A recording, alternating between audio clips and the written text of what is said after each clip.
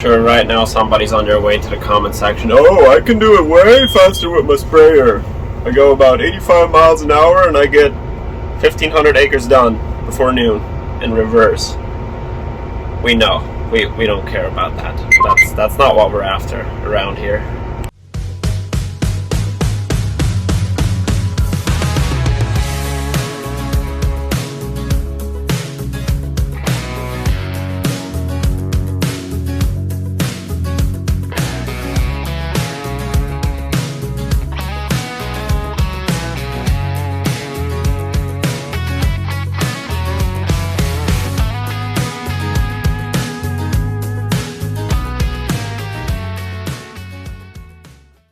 Greetings from the tractor cab.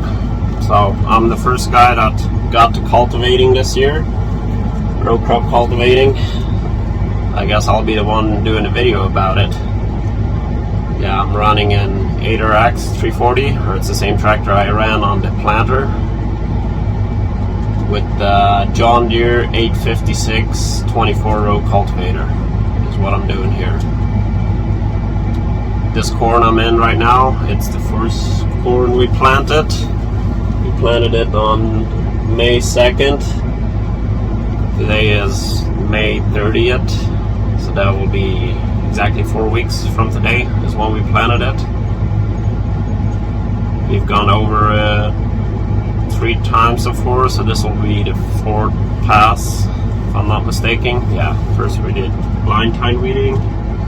And after the rain, there was the rotary hoe, and then row tine weeding. And now we're in here with the cultivator. This is a rather slow process the first time, just because the corn is small.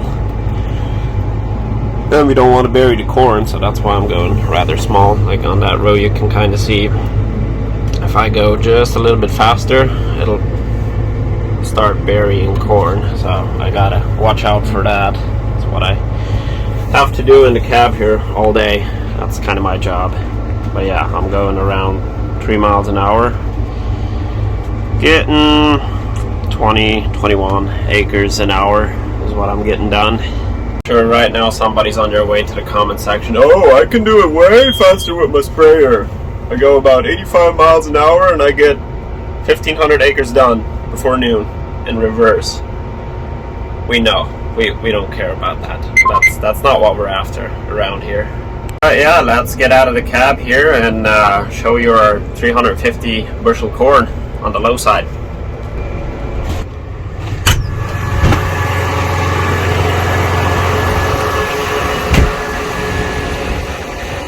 So as you can see, it's not like super weedy, but we do have some weeds, and the earlier we can take them out, it's better for us, or the easier we can combat the weeds. I think this is the stage where you either lose or win the battle against the weeds. As you can see,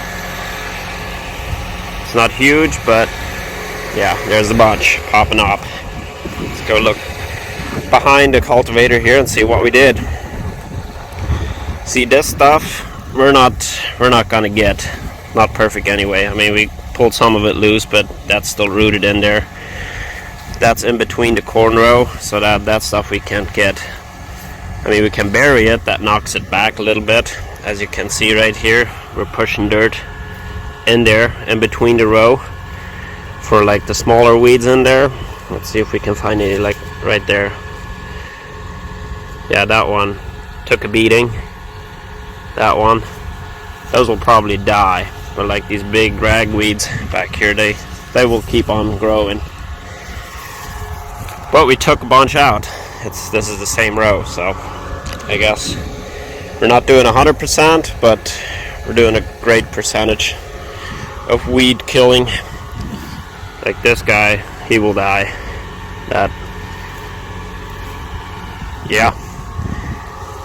This is what the setup looks like. It's a tree sweep, because we got those 2 sweeps up here that are close to the corn row, and then this guy back here I think is a 14-inch.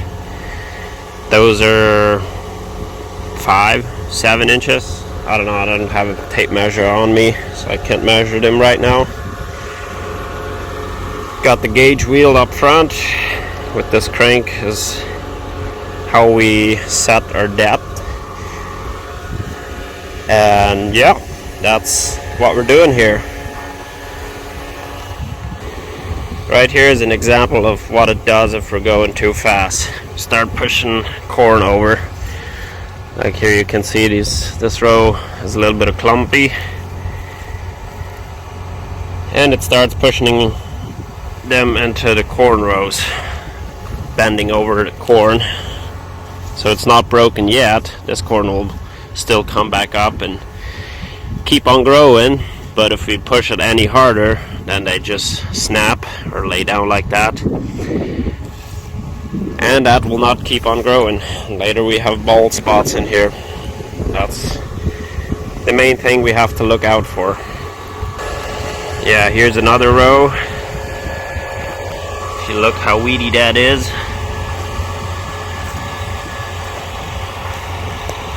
And if we walk behind, right here on the same row, you can see it's pretty much all buried. This guy's loose. And you might be wondering what we feed our corn to get 350 bushel per acre, which may or may not be correct. I guess we'll know once we get combining. But as you can see, we got a couple of bald patches there, and right over there they were flooded. They have been replanted since then, but it's not out of the ground yet. Hopefully it comes up good and just fills in the patch so we won't notice it later on. But yeah, as far as fertilizing it, what we do is either hog manure or chicken litter. 200 pounds worth of nitrogen per acre is what we're trying to get. We haven't done any videos on that, and we probably won't since we're not doing it ourselves. We're applying that in fall when we're pretty busy already.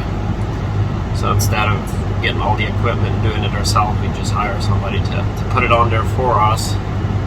That's why you haven't seen any videos on that. But that is what we do on every field. Another thing, you might be wondering, well, instead of going so slow, why don't you put shields on your cultivator and just hammer down? Well, the thing is, we want to push some dirt in the row, like in between the corn. If we had shields on it, that might be a problem. And also, the next time we come through with the cultivator, it's going to be taller for sure. It's going to be taller than a foot, hopefully. I'm pretty sure a foot and a half is what it'll probably be by the next time we cultivate it. And by now we don't need them, or they would actually be bothering us. Then we have to take them back off anyway. So that's why we're not running any shields on there. Another thing, if you're wondering how do you know how deep you want the cultivator to go, or what do you look at?